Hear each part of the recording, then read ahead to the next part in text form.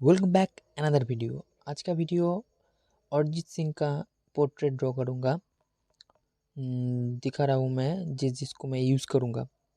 तो वीडियो बहुत ही अच्छा होने वाला है, तो लास्ट तक देखो और बताओ कैसा लगा। सब कमेंट कर ज़रूर बताना।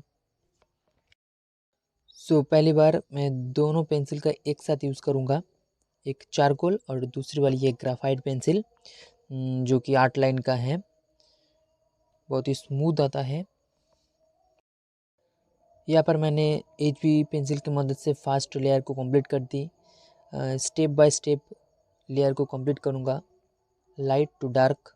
तो आगे देखो वीडियो।